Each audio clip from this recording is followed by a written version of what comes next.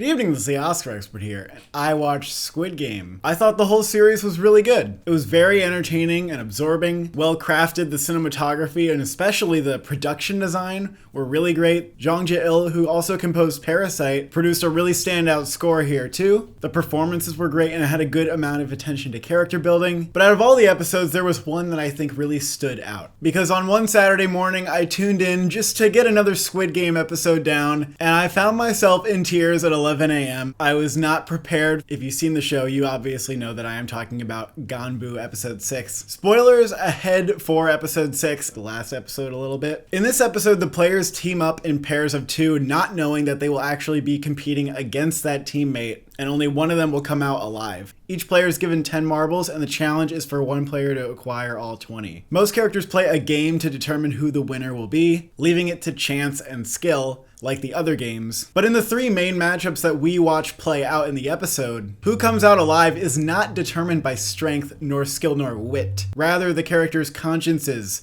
determine who the winner eventually is. We have Song-woo, who takes advantage of Ali's trust and loyalty to dupe him into losing the game. There's Ji-yeong, who decides that her life has less value than sae-byeok's, and purposely flubs the game, essentially sacrificing herself. A moment that even on rewatching is just so difficult to hold back tears. And there's Gi-hun, who takes advantage of Il-nam's dementia to unfairly win, believing that he has more to live for than an old man dying of a brain tumor. Though in the end, Il-nam spares Gi-hun by surrendering his last marble on purpose. What makes this episode great is that it allows the characters an opportunity to confront the value of their own lives. The episodes prior are exciting, but they're more plot focused. We've been exposed to a lot of death, and at this point, we're kind of becoming desensitized to it. And the characters have mostly been thinking in survival mode about how to stay alive, how to strategize for the next game. But by episode 5, we're becoming a little bit distant from where episode 1 and 2 were at, showing what these characters are fighting for back home. So this episode really came at the perfect time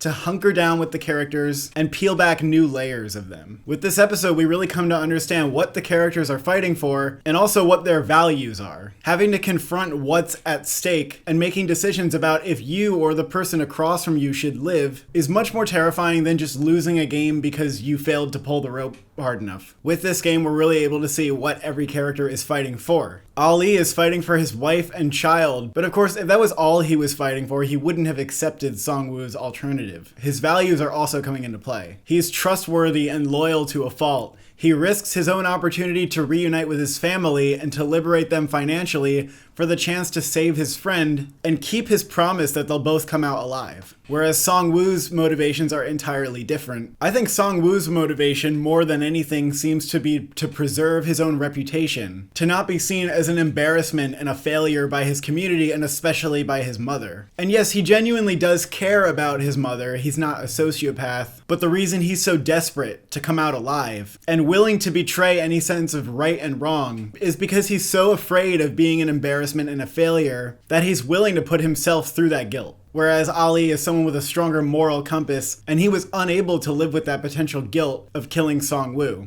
Gi-hun is fighting to give his mother a better life and to prove to his daughter that he can adequately care for her, also to prove to his ex-wife and to himself that he is not a deadbeat father. But when he's up against Il-nam, even though this is his friend, he decides that his life has more value than this old guy who's going to die of a brain tumor soon anyway. Gi-hun is like Ali in that he has a really strong moral code. He's one of the most loyal and trustworthy players in the game, and that's why he picks Il-nam as his teammate in the first place, despite knowing that having an old man on his team could even be a risk to his own life. So this was a really challenging moment for his character to have to betray some of his values, to lie and deceive his mentally ill friend in order to preserve his own life. But what's also interesting here is that during this game, a sense of kinship is developed between him and Il-nam. They find that they grew up in the same type of neighborhood as kids. And there's even that moment where Il-nam says that he needs to get his grandson a birthday present because he forgot last year.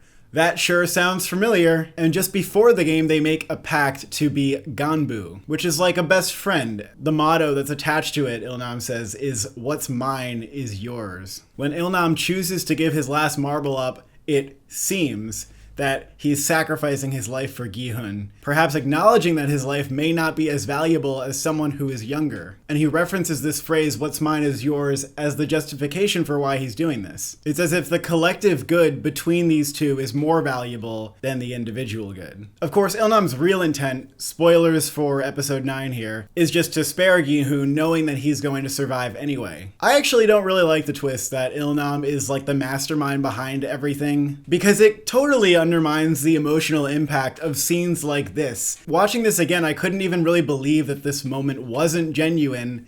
It just doesn't read well post-twist. And I honestly don't know if the twist was worth taking that away. We're supposed to believe that this face is not genuine, but either way, to Gi-hun in that moment, they are Ganbu, and that's what the sacrifice meant to him. But the most true Ganbu in the episode is actually between sae-byeok and ji-yeong. Instead of playing a game the whole time, these two talk about their lives and their secrets. Ji-yeong actually reminisces about what she and sae-byeok might do once they leave, forgetting multiple times that only one of them will. She's actually rooting more for her future than she is her own. Ji-yeong is willing to kind of look at her and sae-byeok as a collective. She takes on sae-byeok's goals. She's rooting for her to provide for her little brother and the chance to reunite with her mother, and also to redeem her family's choice to escape from North Korea, and make that and her dad's death worth it in the long run for the family as a whole. Ji-yeong constantly mentions wanting sae-byeok to go to an island and have a mojito. She has chosen sae-byeok as her Ganbu. Even with the blocking in this scene, we see how Ji-yeong is willing to see and look at sae-byeok, even though sae-byeok often struggles to make eye contact because it will make it more painful to empathize with her. Deciding that she has very little to fight for herself, Ji-yeong adopts sae-byeok's desires and her goals and her dreams, and selflessly fights for that, for the greater dream and the greater value. Again, the phrase "what's mine is yours" really applies to this relationship as well. And if you think about it, that phrase is actually the antithesis of capitalism. Capitalism is like the Squid Game, a game where only very few can win. It takes some luck and some skill to make it. Those who don't make it are desperate and are pitted against each other to survive.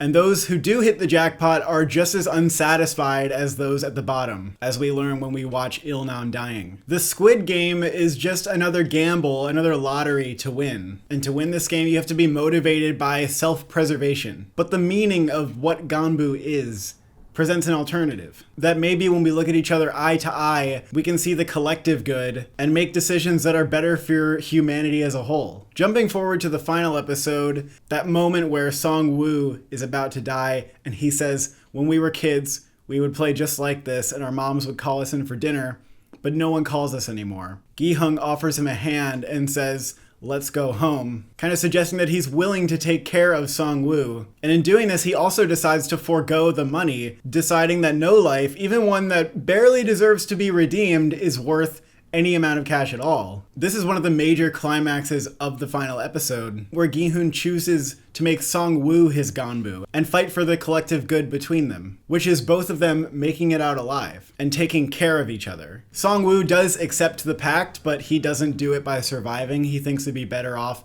if somebody won the money and gave it to his mother. But Gi-hun takes on that bond with Song-woo and also with sae-byeok in the episode prior, where he decides to rescue her brother from the foster system. This embrace of the idea of what's mine is yours of Ganbu carries throughout the rest of the season. And maybe this is why Gi-hun makes the baffling decision to turn around at the airport, choosing to go on a revenge quest against the game rather than see his own daughter, because he views his personal quest as being less important than the lives that he can potentially save. Although I do agree with a lot of people that I think we did need that moment between him and his daughter, and it didn't necessarily have to be an either-or situation. But of course, the Ganbu philosophy is not perfect. We can see that where Ali thought that he was forming a pact with Song-woo and was betrayed. There's plenty of evidence in the world around us that we shouldn't have enough faith in other human beings to band together. It's like the final game that Il-nam plays with Gi-hun, where he bets him that the homeless person is going to die because no one will help them. But Gi-hun never gives up his faith in humanity,